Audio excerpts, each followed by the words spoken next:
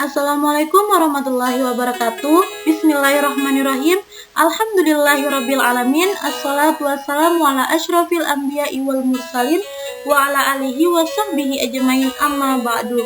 Bagaimana kabarnya anak-anak pada hari ini? Semoga anak-anak selalu dalam keadaan sehat dan selalu dalam lindungan Allah Subhanahu wa taala. Baik, pada kesempatan hari ini Ibu akan menjelaskan sebuah media pembelajaran yang dimana media pembelajaran ini Ibu buat dalam bentuk PowerPoint. Terkhususnya media pembelajaran ini untuk pembelajaran pendidikan agama Islam, yang mana media pembelajaran ini banyak sekali manfaatnya kepada anak-anak semua, yaitu peserta didik lebih mudah memahami materi pembelajaran, peserta didik tidak bosan dengan materi pembelajaran atau media pembelajaran yang itu saja, dan peserta didik juga mampu mengikuti perkembangan teknologi yang ada sehingga dapat menambah wawasan peserta didik yang aktif, efektif, dan efisien.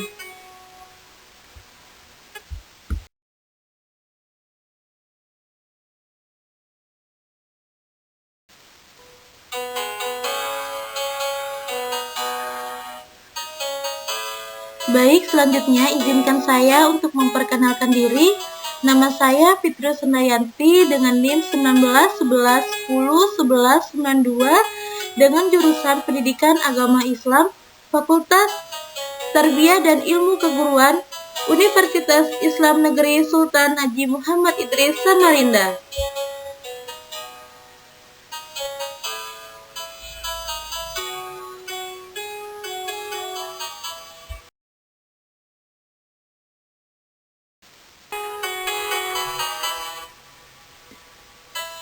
Baik anak-anak, mata pelajaran yang akan kita bahas pada hari ini yaitu Pendidikan Agama Islam, jenjang Sekolah Menengah Pertama atau MTS, Madrasah Sanawiyah, kelas 8, dan adapun materinya yaitu iman kepada kitab-kitab Allah Subhanahu wa taala. Mari disimak bersama ya anak-anak semua.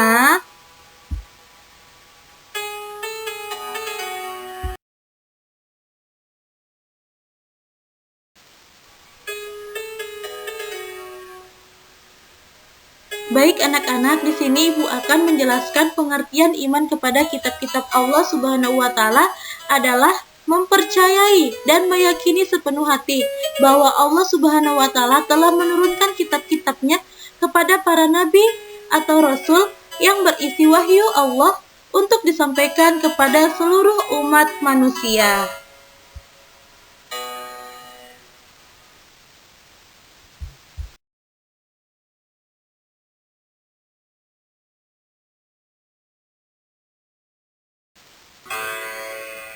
Baik anak-anak, iman kepada kitab-kitab Allah hukumnya wajib sebagaimana halnya iman kepada Allah dan para malaikatnya.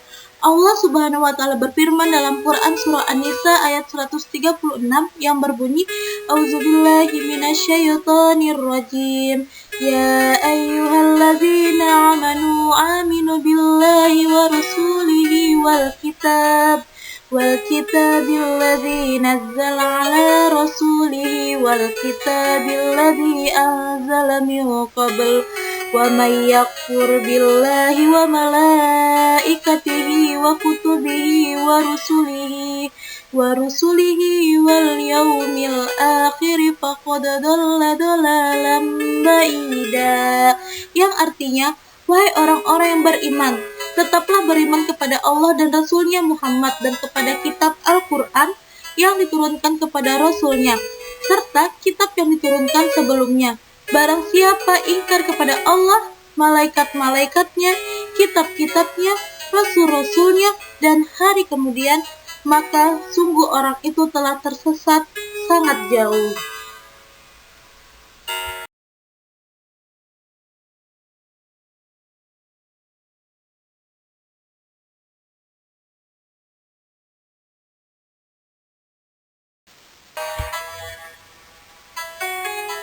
Baik anak-anak, di sini ada 3 tingkatan dalam beriman kepada kitab Allah Subhanahu wa Ta'ala. Yang pertama, khotmil, yaitu membaca. Yang kedua, tartil, yaitu membaca dan memahami. Yang ketiga, hafiz, membaca, memahami, mengamalkan, dan menghafalkan.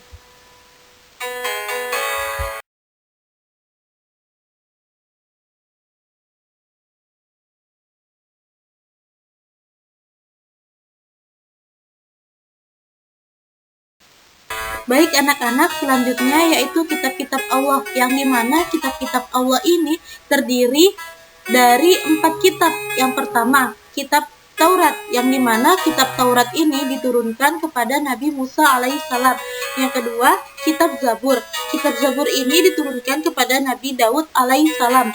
Yang ketiga, yaitu kitab Injil. Kitab ini diturunkan kepada Nabi Isa alaihissalam. Dan yang keempat, yaitu kitab Al-Quran, yang dimana kitab ini diturunkan kepada Nabi Muhammad Shallallahu Alaihi Wasallam.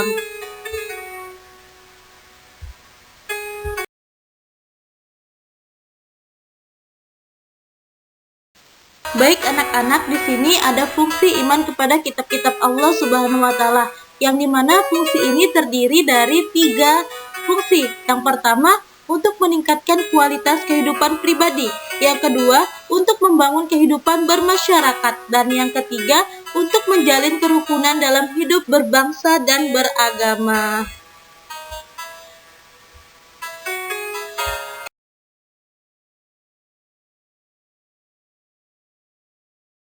Baik anak-anak, di sini ada hikmah iman kepada kitab-kitab Allah Subhanahu wa Ta'ala, yang dimana hikmah ini adalah sebuah pelajaran yang dapat kita ambil, sebuah pelajaran yang dapat kita petik, sebuah pelajaran yang dapat kita terapkan dalam kehidupan sehari-hari kita, yaitu terdiri dari 4. Yang pertama, meningkatkan keimanan kepada Allah Subhanahu wa Ta'ala yang telah mengutus para rasul untuk menyampaikan risalah hidup manusia menjadi tertata karena adanya hukum yang bersumber pada kitab suci Al-Quran.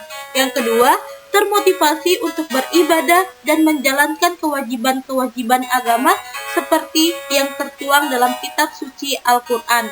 Yang ketiga, menumbuhkan sikap optimis karena telah dikaruniai pedoman hidup dari Allah untuk meraih kesuksesan baik di dunia maupun di akhirat.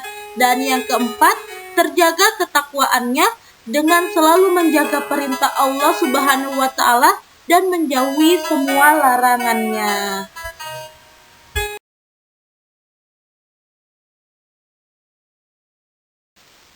Baik anak-anak, setelah kita mempelajari hikmah iman kepada kitab-kitab Allah, nah di sini kita akan mempelajari penerapan hikmah iman kepada kitab-kitab Allah, yang dimana penerapan hikmahnya ini terdiri menjadi 2, yaitu meyakini kebenaran yang terkandung dalam kitab-kitab Allah dan meyakini bahwa kitab-kitab itu benar wahyu Allah, bukan karangan para nabi dan rasul.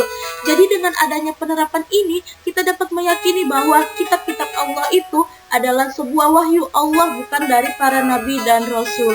Seperti itu.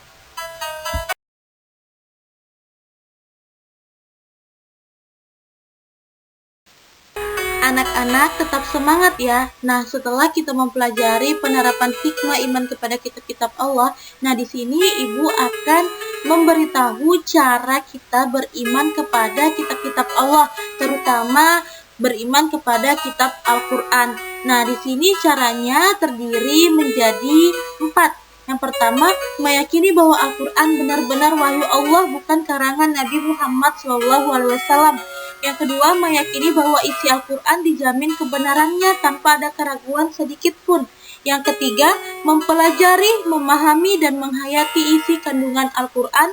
Dan yang keempat, mengamalkan ajaran Al-Quran dalam kehidupan sehari-hari.